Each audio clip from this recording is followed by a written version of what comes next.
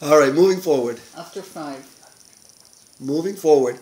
So something to remember is that the narrative from Chronicles and Ezra-Nechemiah is a continuing narrative. And most people agree that it is one author. And then people try to break up Ezra-Nechemiah. Yeah.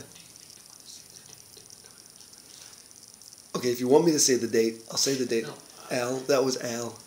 We are on February 14th, Shayna's birthday.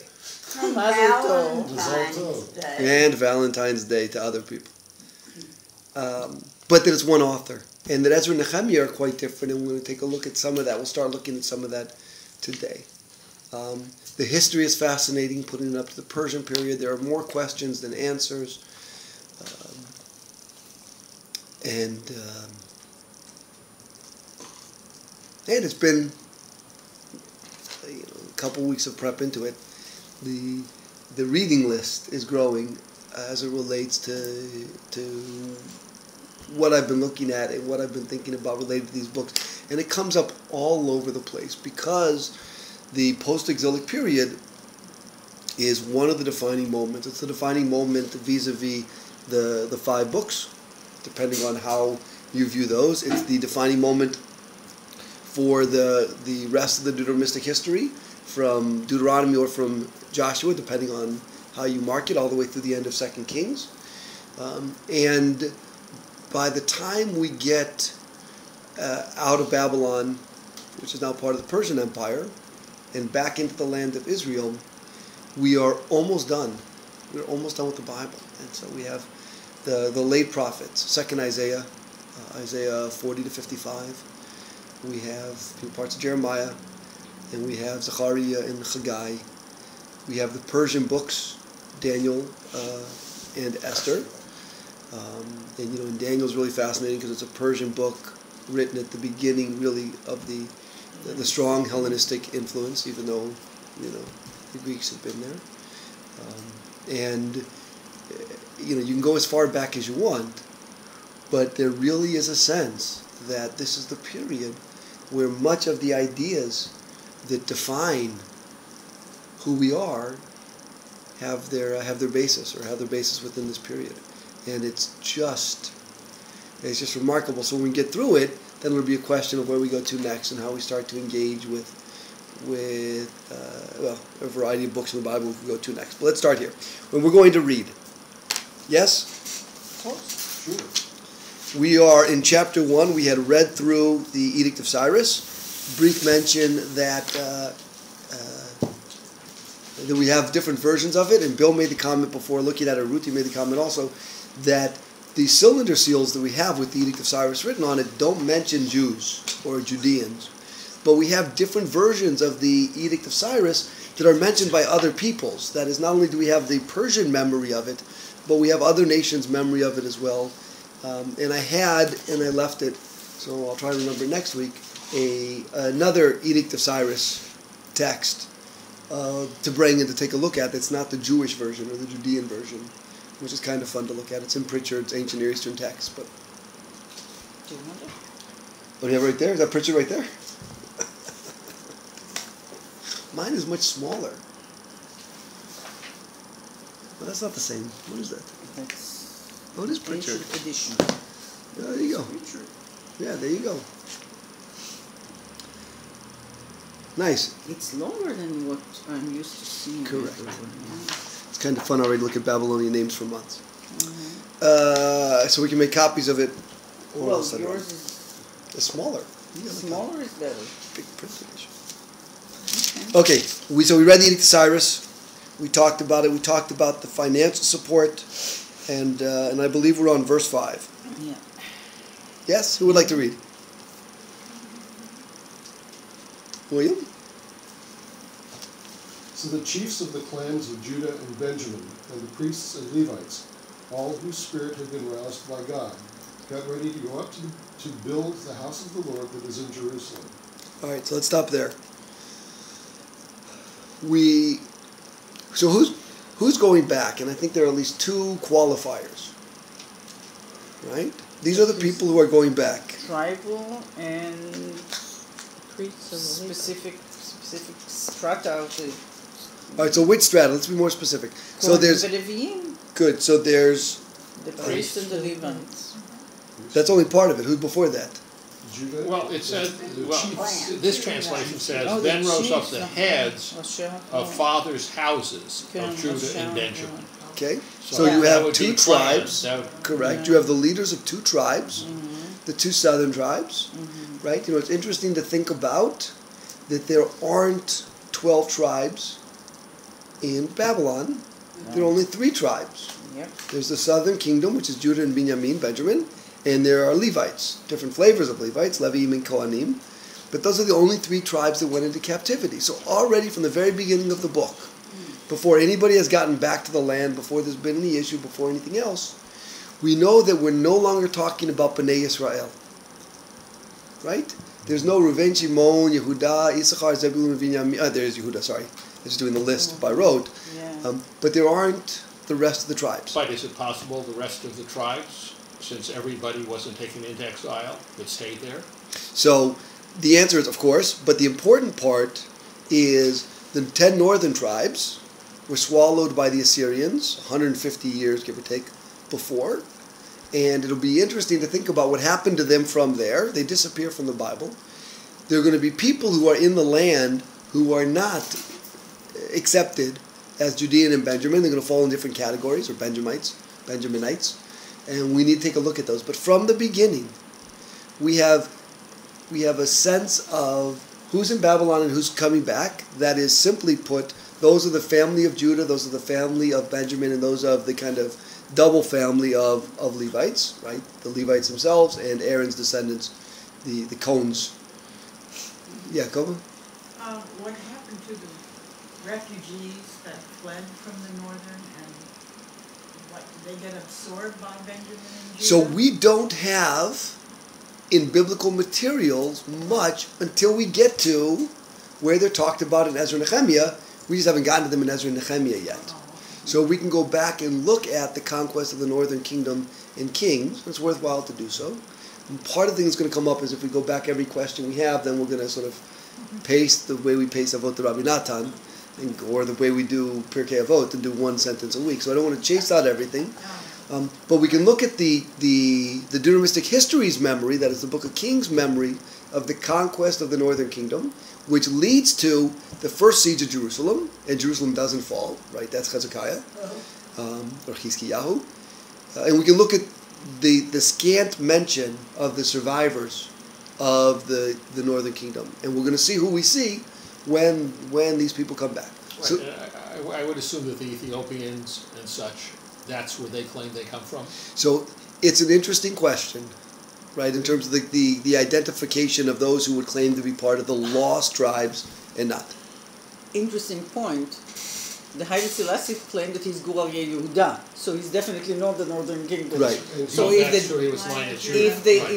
If the Ethiopians claim, and if it's accepted that they are Israel, Yehuda, whatever, then they might claim somehow to be. And you know, they tell the story very seriously of the Queen of Sheba and Solomon. They were. So Right. who knows what they claim? The second one? No, The other- they the were other the thing- camp followers they were the Jews who went down with the Queen of Sheba, returning Right. to Sheba From Jerusalem. from Jerusalem, which is hundreds of years earlier. Right. I wanted to mention that when we will get to the Amei Aratzot or whatever, the people in the land, we have to remember that even the exilic send-off of the Babylonians did not include everybody. Good. So we'll get there as well. They're Yeah, they're we going have to to be made remember mention Not of. everyone left. Not even thinking about the northern kingdom, people in Judea, after the destruction of the temple, there were still people living in the land. And what I want to do, at least as our first That's piece, the first destruction. and what we're going to see is there Because are of the there are first destruction, 3 yeah. waves that come back from Babylon. It's not as if, it's not as if everybody who came back, and not everybody comes back, came at once. And there are multiple returns of the exiles, and we'll look at some of that. And there are people who go in the other direction, who go from Bavel to Jerusalem and back. And we'll take a look. We'll take a look at that as it's presented in the book, rather than just lecturing about it. Yeah, Bill. Frightening. I know this is a throwaway point, but we always talk about the lost 10 tribes. And by my count, it's like 8 or something. Because Shimon disappeared in the south of Judah. We've got Judah and Benjamin and Levi. So there are 4 tribes there that survived in some way or another. In theory. In theory. So if you count Manasseh and Ephraim as being 2 tribes, you still only get 9. Okay. So It's easier to count by tens. But why? I mean, I would love to know, why is it that we say the lost 10 Because we tribes? think the southern kingdom is called Judah and Benjamin, and there were 12. They didn't fine-tune that. Yeah, well, the whole question of who are the 12 tribes is a question of how you count, right? Are Joseph and there are 10 that are clear, and that is it 10 plus Joseph and Levi, or is it 10 plus Ephraim and Manasseh? Is it the 12 pieces of land, or is it the actual 12 sons? Reuven, Shimon, Levi, Judah, Issachar, Zebulun, Binyamin, Dan, Naphtali, Gad, Asher, Yosef. So if you split Joseph in 2 and take away Levi, then you get the 12 tribes who have portions of land. Yeah. But those aren't the 12 sons. That's, 10 sons, 2 grandsons, and ignoring a son of Jacob. Yeah. Yeah. Odd way to count yourself. So it's, you can't get... Jews are not only out of history, they're also out of math. Exactly.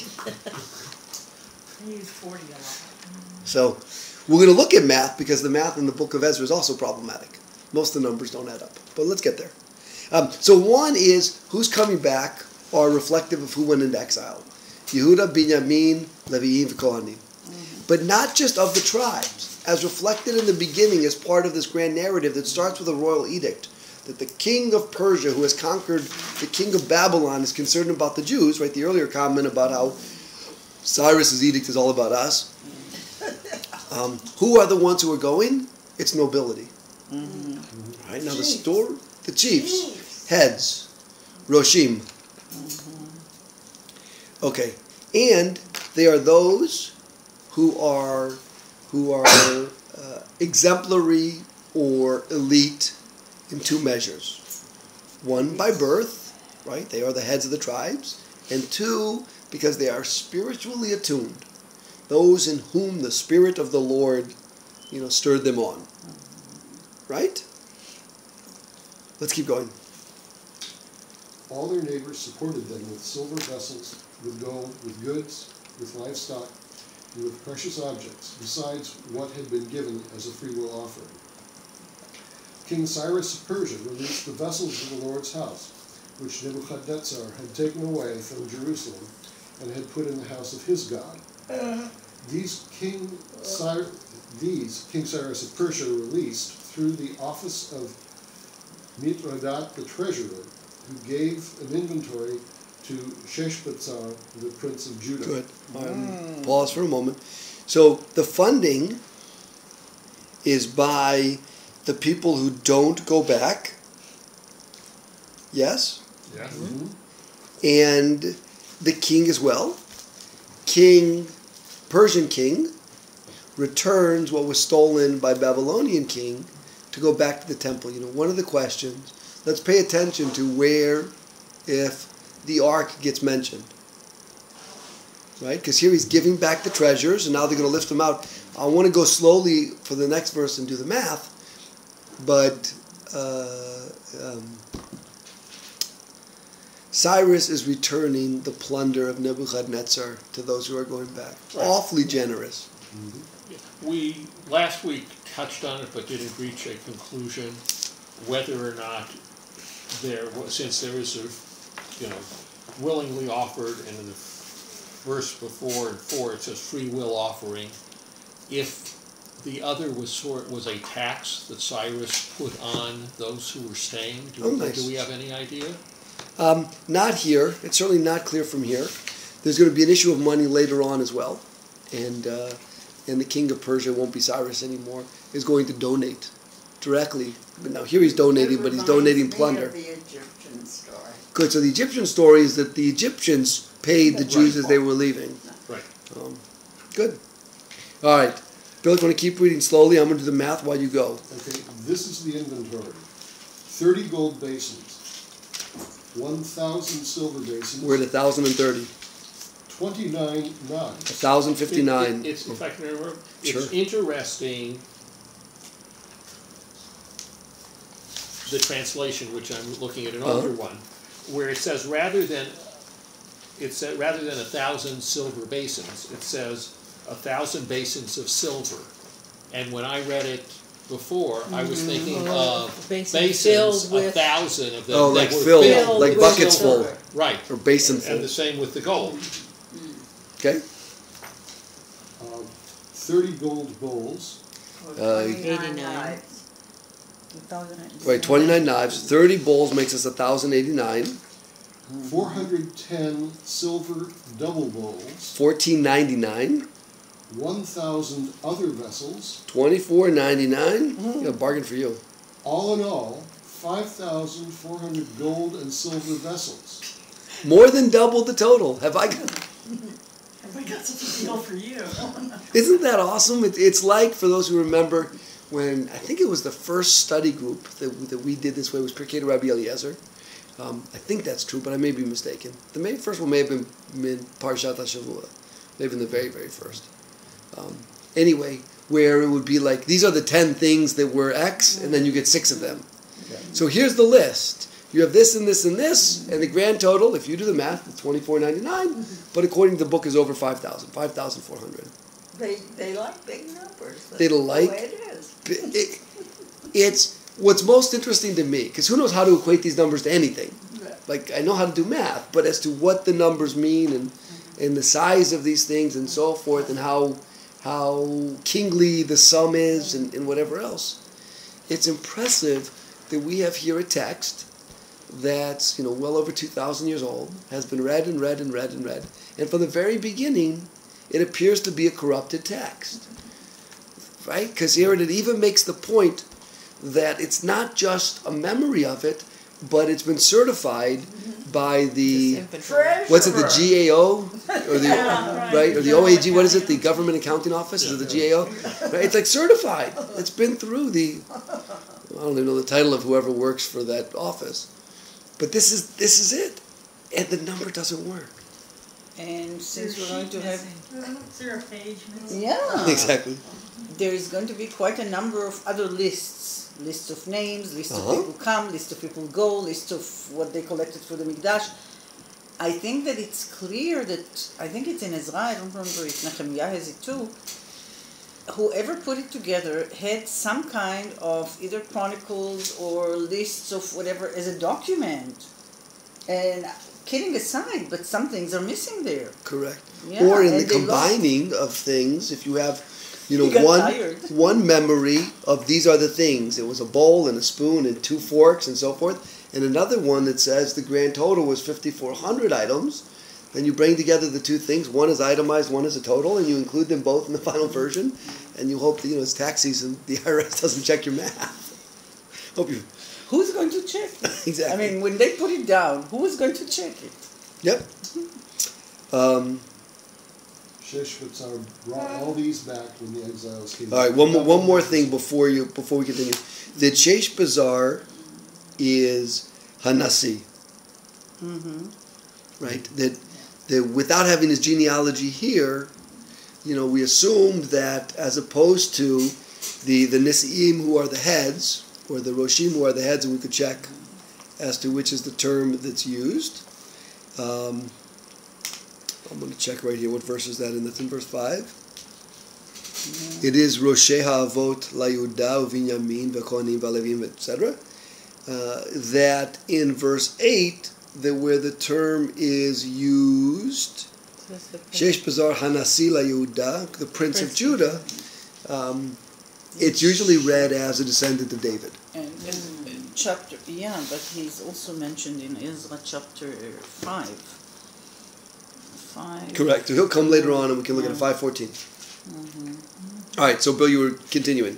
So this is what Sheshbatzar brought. Shall I continue? Well, it was brought to Sheshbatzar. That was brought to him, and then he brought back Then he took when they were brought up from Bavel to Yerushalayim. Would you like me to continue into chapter 2? Oh, why not?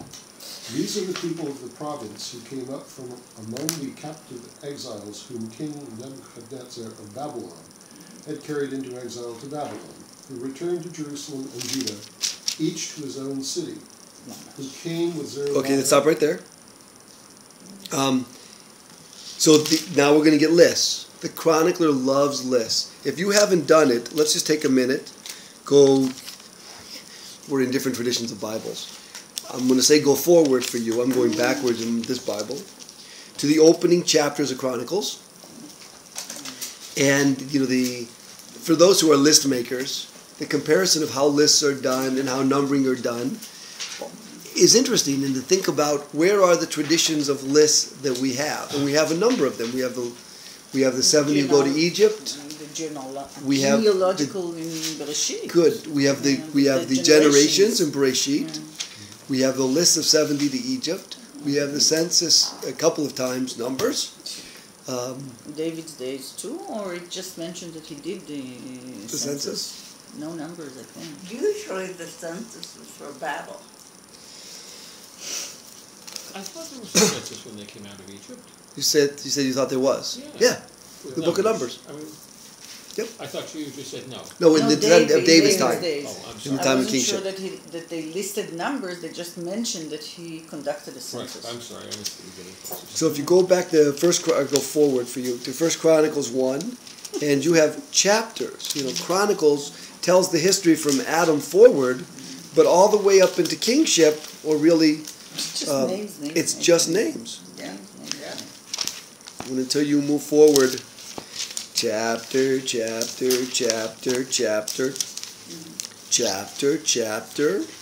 9.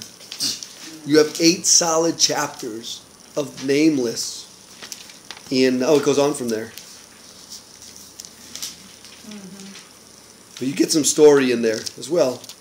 But that's where you get something other than names. The end of chapter 9. Yeah.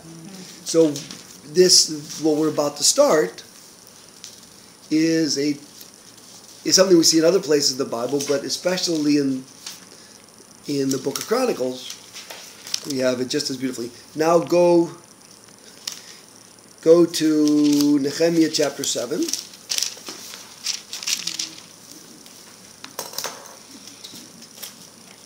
And somebody else. We'll have competing voices. Bill, you're gonna be our Ezra 2 guy. Who wants to start being our Nehemiah 7 person? All right, Kobe, if you'll start reading Nehemiah 7, verse 6. You know what?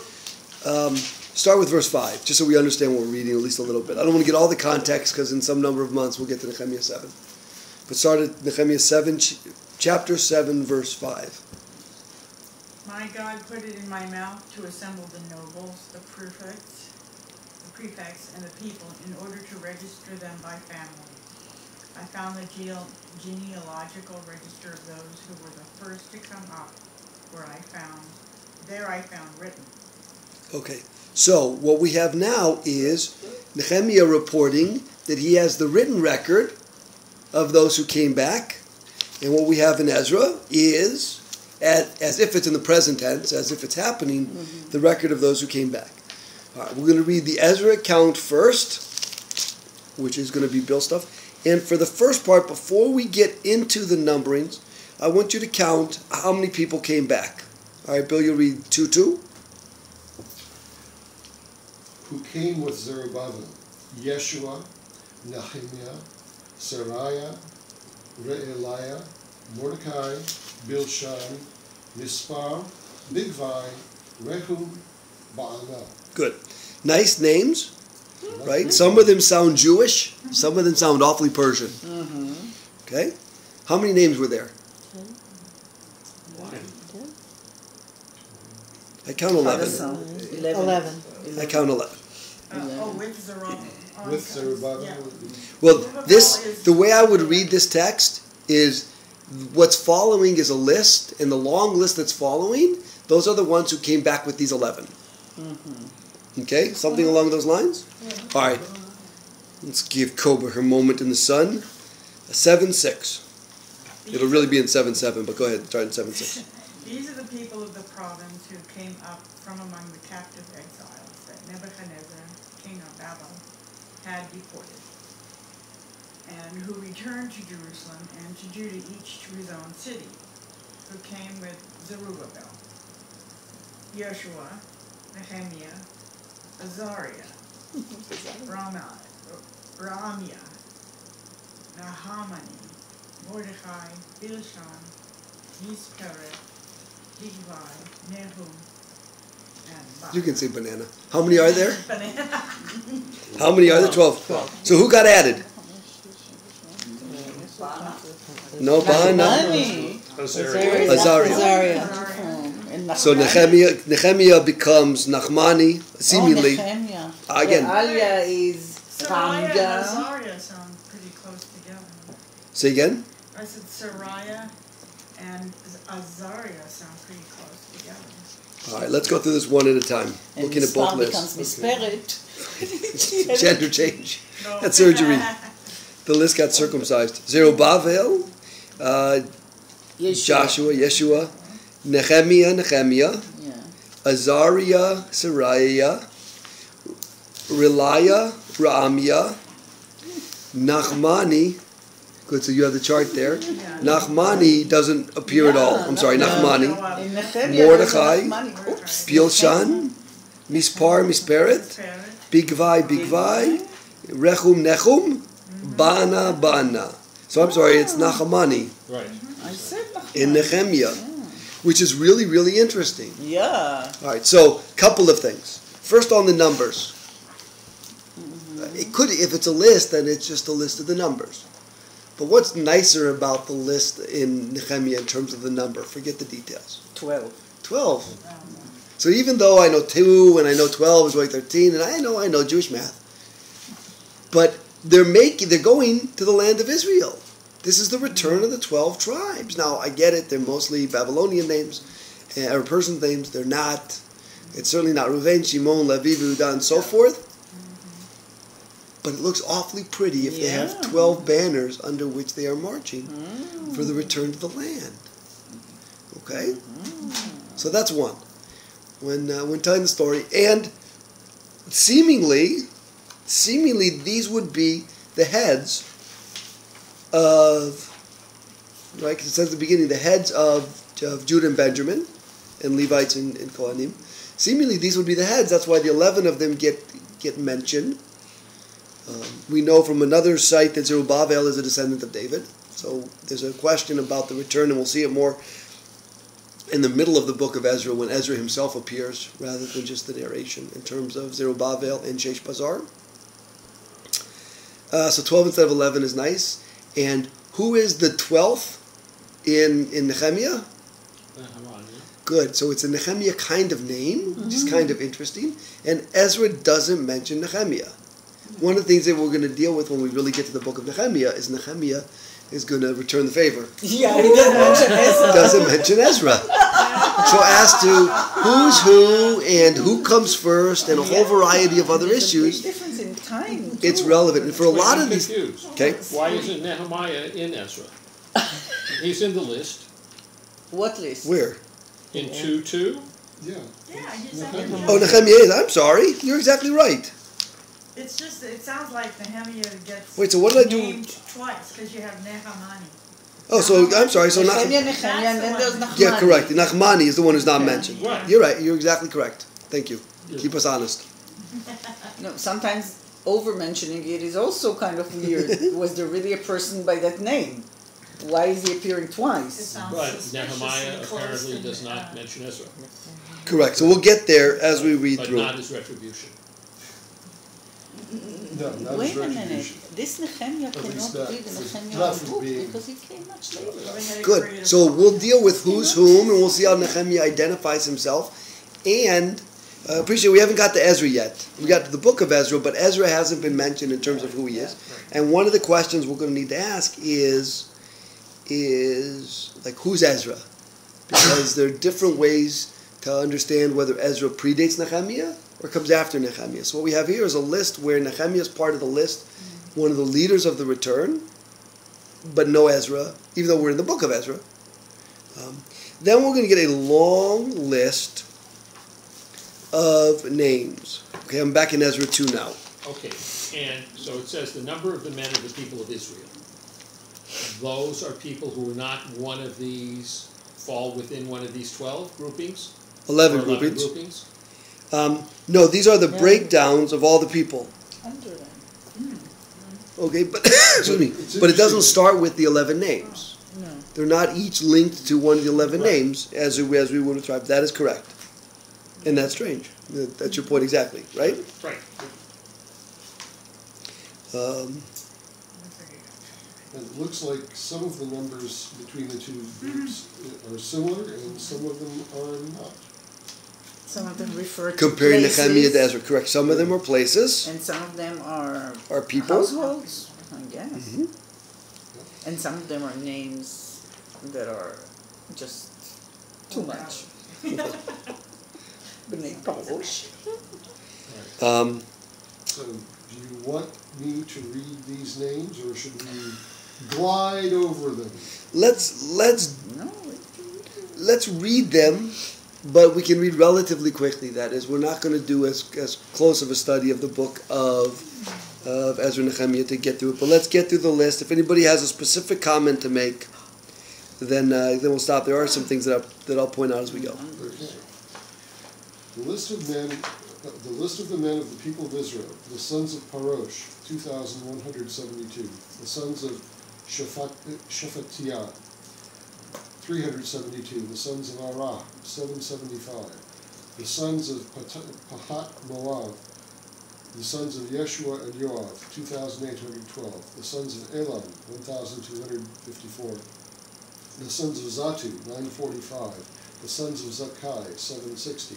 The sons of Bani, 642. The sons of Bebai, 623. The sons of Azgad, 1,222. The sons of Adonikam, 666.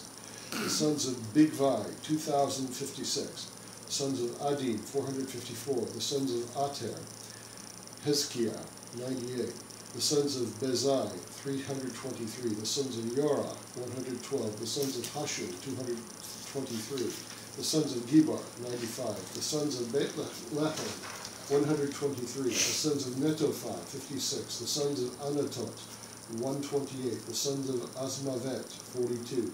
The sons of Kiryat Arim, Chephirah and Be'erot, 743. The sons of Ramah and Geba, 621.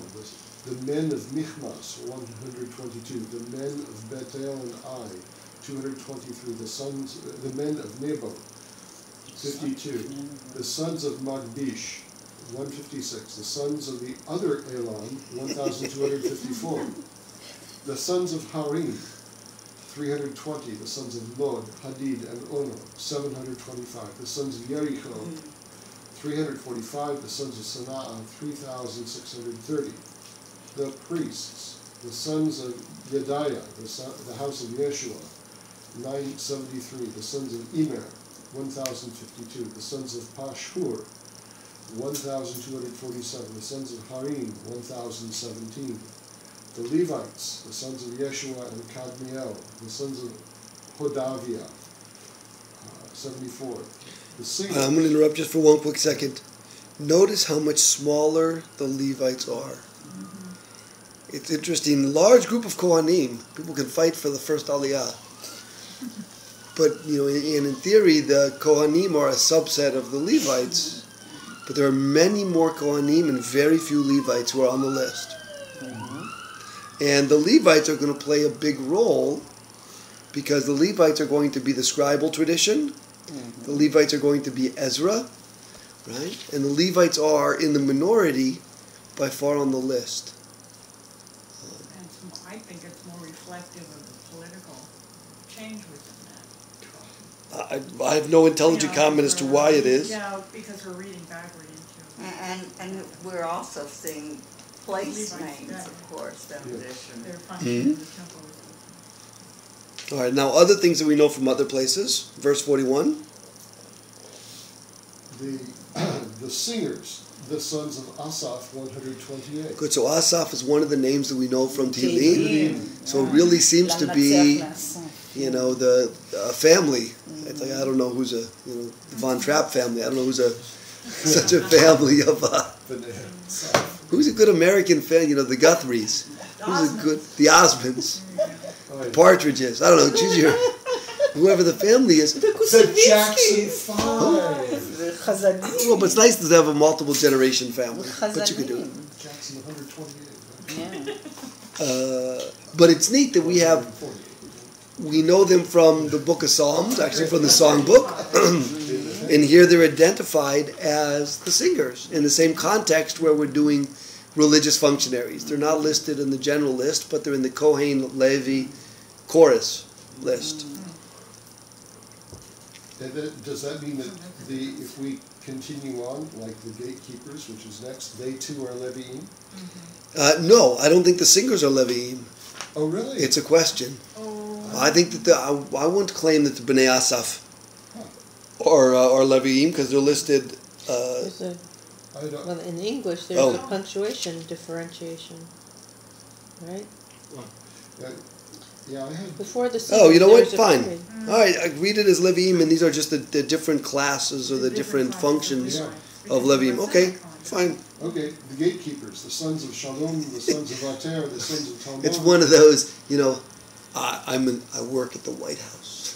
What do you do? I work at the I'm in the choir. I stand at the front door. I oil the hinges on the door. The sons of Akub, the sons of Hatita, the sons of Shavai, all told 139. The temple servants, the sons of Ziha, the sons of Hasufa, the sons of Tabaot, the sons of Keros, the sons of Siaha, the sons of Padon, the sons of Lebana, the sons of Hagabah, the sons of Akub, the sons of Hagab, the sons of Salmai, the sons of Hanan, the sons of Gidel, the sons of Gahar, the sons of Reaya, the sons of Rezin, the sons of Nekoda, the sons of Gazan, the sons of Uzzah, the sons of Paseah, the sons of Besai, the sons of Asna, the sons of Meunim, the sons of Nefusim, the sons of Bakbuk. I love it, the sons of Bakbuk.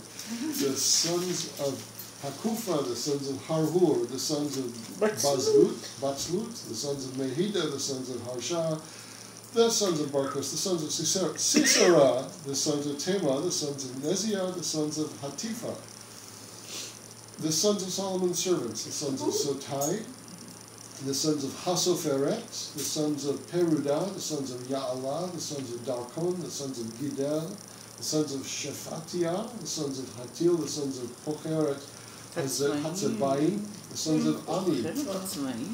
The total of temple servants and the sons of Solomon's servants, 392. The following were those who came up from Tel Melah, Tel Harsha, Cheruv, Adan, and Imer. They were unable to tell whether their father's house and descent were Israelites. Ooh. The sons of Deliah, the sons of Toviah, the sons of Nekodah. Of the sons of the priests. Okay, so stop right there just for a second. Number. Don't you have a number? 652. Yeah. I'm sorry. So what's that? Who are those 652? We're not sure. Hang on. We don't know. Miscellaneous. Correct. Why does it sound like Without today's credentials. Chronicles? They can't prove it, that the rabbinate is not sure about them, but hey, you know what, we'll let them go. They're good. This group is part of the group, so they're coming, but they're of kind of suspect standing, right? We don't really know who their parents, They can prove it. They're allowed to hang around, but you wouldn't want your daughter to marry one. They're without papers. We just wait and They're see without what's going papers. on. Undocumented. Interesting. And for some reason they want to go back. And for some reason they want to go back. I'm more interested in the reason or in the observation that the text is clear. That is, everybody else has pedigree. And there's a specific list as well of those without pedigree. We don't have all 692 names, but we have their ancestors. Mm-hmm. All right? Gee, the next one is interesting. All right, let's get to the list. Of the sons of the priests, the sons of Habiah, the sons of Hakoz, the sons of Barzillai. Good little footnote. Who is Barzillai? Okay. Very Keep reading. Keep No, reading, read it. It'll give you yeah. the footnote. Who had married a daughter of Barzillai and had taken his name. Hagiladi, doesn't Yeah, it does it say Hagiladi? Barzillai? Yeah. Hagiladi. Does it not say that in your text? No. It says it in Nehemiah. What? Oh. I'm reading the Hebrew text in Ezra. Yeah, it But says. I'm following along in Nehemiah to see if they Yeah, Or but were they זה like- ברזילי הגלעדי. But so your English doesn't have My No. English of says 61. the sons of Barzillai who had married a daughter of Barzillai and had taken his name. Yes. Oh, is that interesting? They Now, allow and themselves here- a little and this too one much. says- Okay. The children of Habiah, the children of course. the children of Barzillai, who took a wife of the daughters of Barzillai, the Gileadite, Yeah. Oh. and was That's called the Hebrew. after their name. That's the Hebrew text. And yours doesn't mention Giladi at all. No, It's no. in Wow. Unbelievable. What Does your- JPS do you have the Hebrew there, Bill? It's in Hebrew. Yes, I do. Hang on. I'll need to take a Verse 60 or 61? 61? Yeah, I have it right here in Hebrew and English in this one. It's not mentioned in Oh, you have the GPS. Is it in your English? look. Yes. And this is a- God, mine is exactly the same thing. Oh, And is this it? is, this is Can 19, Can you, do you suspect for any minute that the English is more correct than the Hebrew? The Hebrew has a Giladi. Boy, they just skipped it. and this is JP. And That's this the is old one. JPS 1955. And it has Do it we have right. it- Right. we have it- has it in there? Yeah. So That's what I who got. inserted it in the Hebrew? Yeah, what's this Hebrew bit over here? That's fascinating. What is it compared to the English we But want there's to a little know? letter footnote. What's the little letter footnote in the JPS referred on to? It's a B, I think. Literal there. There. As opposed to, what was it, his name, had taken their name. There No mention of is Giladi in the English. No, not in this. Ooh, now you got a good, a good stump your friends. Yeah. Where is it just purely wrong as opposed to bad translation? Yeah, That's not bad translation, it's just No, ignored. I just skipped it. it is correct in the Hagiladi, yes. That's impressive. So, sorry about that, but I only read what I'm given. Yeah. And Change the sometimes not script. all of that. All right, keep going. Okay. Now, what's special about this list? These searched for their genealogical records, but they could not be found, so they were disqualified for the priesthood. Could notice this incredible concern with pedigree. This is like, I write some number of letters every year for people who are making aliyah or want to get attesting to their Jewishness, right? And in the old days, when towns used to keep books of births and books of marriages, so we have a registrar, right? We have a registrar, which is the equivalent of the town book. And I don't know if you ever get a chance, up until in Eastern Europe and places, well, not just Eastern Europe, in Europe, well into the 20th century, that's how communities recorded births, marriages, and deaths. That was, the county clerk's job was to be the registrar and to register all of those births, marriages, and deaths in, those great books. Why are you talking in the past tense? I don't understand. It's still done today. Correct, but it's not done by a book, right? It's now on the computer. It's not on the computer, and there are forms. But That's it. That's the same thing. Well, except Why he's- is that a difference? because I love the these couldn't image. find it. Yeah, It happens in computers It's too. That's true. interesting. The translation here is that they were deemed polluted. good as opposed to unclean. Vayiga'alu. I know why, because the Hebrew Vayiga'alu min ha'keuna is a passive way of saying they were excused from, but Nig'al with an aleph can also be explained as impure. Ah, Can also stand for the same terminologies Nice. and להגעיל כלים and so on and so forth. so is there an Ein or an Aleph in this? In the Vayiga'alu aleph. Aleph, so, Well, go ahead. You're all so it it says. is, I'm looking for Oh, it. see, I have an Aleph in. Vayiga'alu Oh, you mean in the Hebrew? Wow. I thought. All right.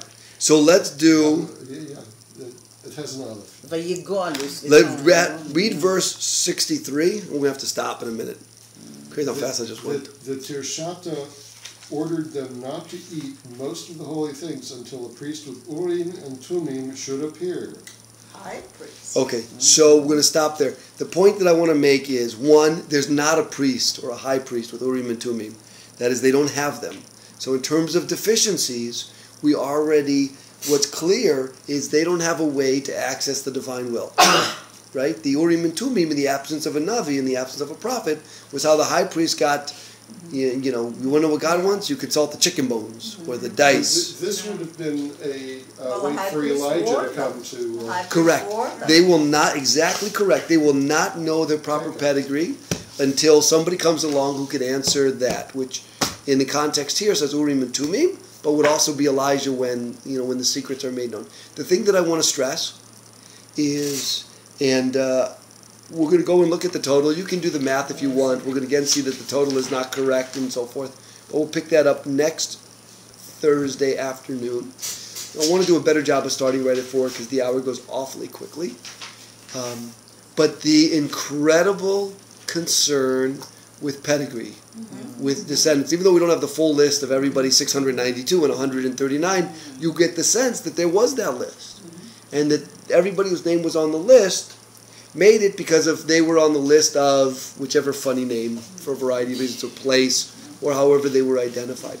And there were those who were listed, but who couldn't prove who they were, and so they were permitted to be part of, but at least on the priest list, they weren't considered priests, or they weren't considered priests that were kasher le'sharet. They were allowed to function in the, they're going to set up the altar pretty soon once they go back. They couldn't eat the food. They couldn't eat the food. They couldn't function as priests. Neither the obligations nor the benefits. So the parallel to undocumented is kind of an interesting parallel, but they're documented. They just can't prove the claim. They're on the road to citizenship. Maybe when the priest comes with Urim and Tumim. Right, exactly. That's actually one of the options they're considering about what to do. They gotta wait. The Urim and Tumim were the mystical, I like to jokingly say chicken bones, through which the high priest could determine the divine wills. They were stones. So, but they were... No, they were carried in a bag. They were in a bag.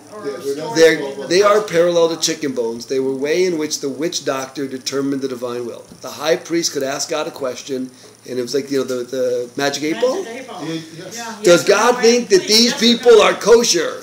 Will be determined in the days of Eliyahu. Yeah. Sorry. Yeah. Ask again later. Ask again later. Answer hazy. Ask again later. Yeah.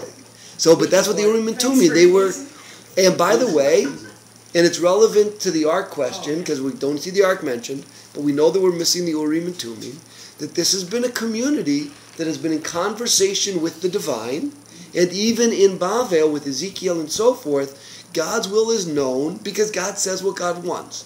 In First Temple times, besides waiting for the prophet, the high priest could ask the question. And again, chicken bones is being funny, but people argue what the Urim and Tumim are. They're present on the Yale coat of arms insignia. Until, the University of California, they're going to change it and put a smiley face, I think. Well, the words are. The words, correct. They don't know what they are exactly. No. But that's really amazing that we now have, and it's acknowledged here in the first chapter of Ezra, a deficiency and an outcome of that deficiency. They don't have access to divine will.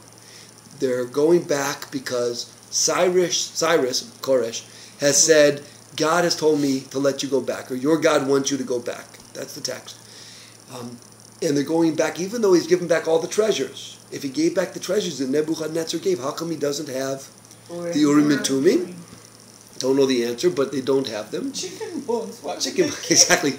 There's like a happy cat in the palace. And so I don't know who took the chicken bones.